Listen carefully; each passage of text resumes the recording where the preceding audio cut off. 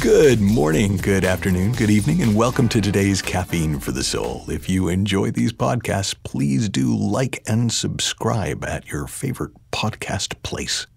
Today, I want to share a very fresh insight. And when I say very fresh, this is something I saw about a week ago, maybe 10 days. From when you're listening, who knows how long ago, but from the time that I'm recording it. And those of you who follow along know that fear has always been my thing. I'm a 6 on the Enneagram. I have been, scared and anxious in my early life to the point that it led to depression and suicidal ideation. Then I sort of learned to feel the fear and do it anyway and face my fears. And I became kind of almost counterphobic, where if I was scared of it, I would do it. And then at a certain point, it morphed. And I realized that fear almost became irrelevant to me. Sometimes I was afraid, sometimes I wasn't, but I would just kind of go, well, what would I do if I wasn't afraid? Do that. And so the fear thing stopped being such a big factor. And then I saw more. And I saw that there's kind of no such thing as fear. Fear wasn't about the outside world. Fear was the feeling of a scary thought. So if I thought scary thoughts, I'd feel frightened. I'd feel scared. In a way, I was scaring myself with my own scary thinking. And that made a huge difference. For me, seeing that fear wasn't a message about the world. There's an awareness of danger, that's about the outside world, but the kind of constant background fear, that was a fear of my own scary thinking. I would scare myself and then, unsurprisingly, feel scared. And so I realized I didn't have to do that. And that was really cool to see.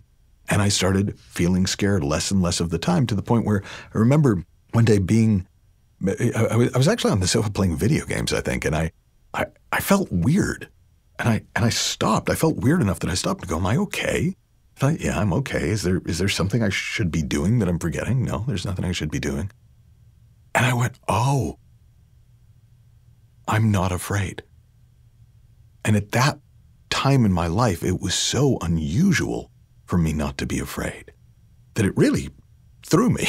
It felt like there was something missing. Now, I got more used to it over the years, and I've had more insights into it, and I've taught programs on living fearlessly, and we have a Living Fearlessly Mastermind coming up. If depending on when you're listening to this podcast, you can find out at michaelneill.org. But I noticed about 10 days ago that I was having an interesting experience.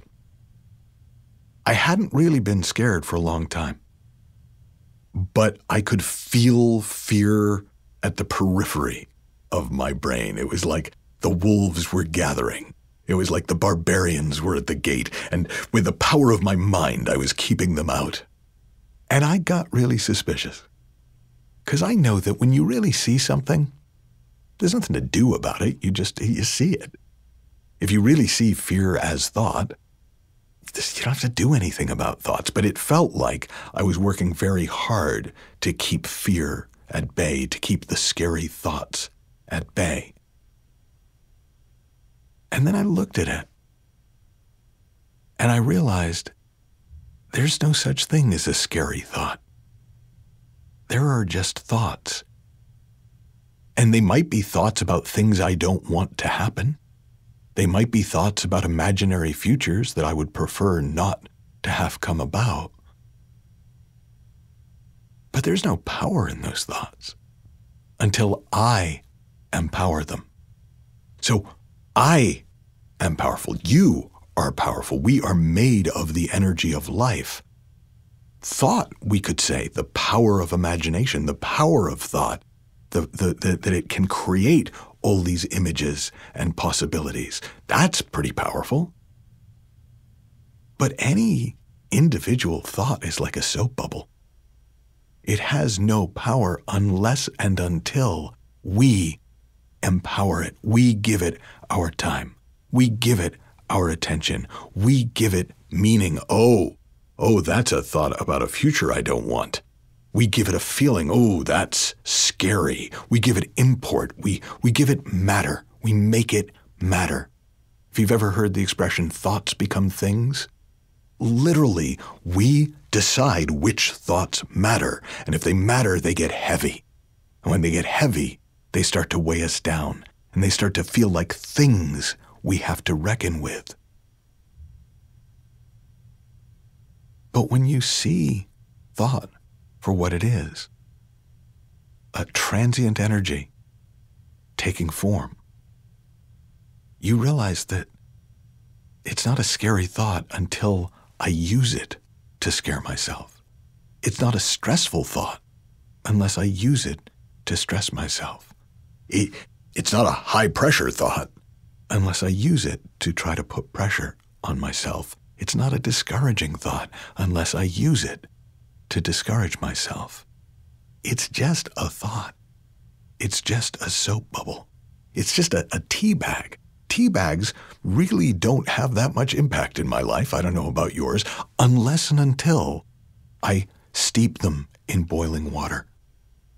And sure, if we take a thought and we steep it in the boiling water of our time and attention and meaning and import and matter, in the boiling water of our consciousness, it starts to flavor our experience of life. But unless and until we do, it's just a soap bubble. And at any moment it can just go, boop, and it's gone. Thoughts have no power. We have the power. Was it He-Man who said, I have the power? We have the power to not just think, but to take certain thoughts and make them weighty. Now, we tend not to do it on purpose. We tend to do it habitually. I got into the habit, clearly, of empowering thoughts about things I didn't want to have happen pretty early on in my life, and make those thoughts important thoughts and thoughts that needed to be reckoned with and listened to or avoided or something. But the beautiful thing is when you catch wise to the nature of thought, when you start to see how ephemeral thought is, how impotent it is, how powerless it is until you give it your power,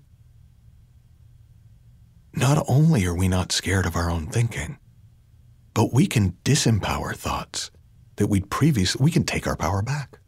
We can literally look at a thought, and if we look it in the eye, we realize there's nothing there.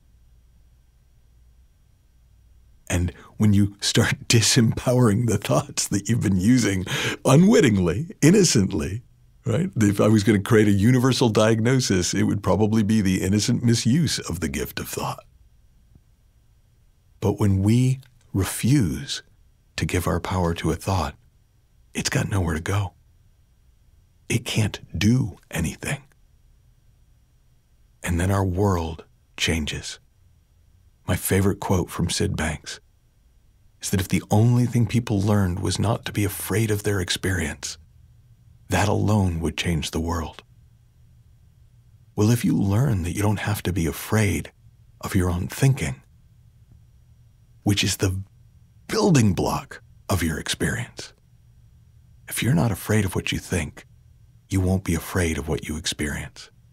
And if you're not afraid of what you think and you're not afraid of what you experience, then fear just ceases to be a factor in your life. Now, I'm not saying that from time to time you might not miss it.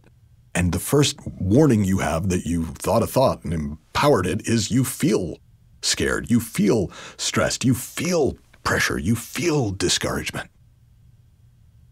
But the second you do, it's just like a wake-up call, like, oh, missed it.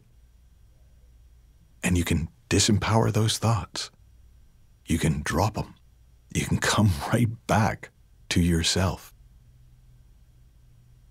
And that same power that was spread out amongst all those thoughts comes back into you and grows. And you get to live powerfully. Have fun. Learn heaps. Happy exploring. And I'll talk with you soon.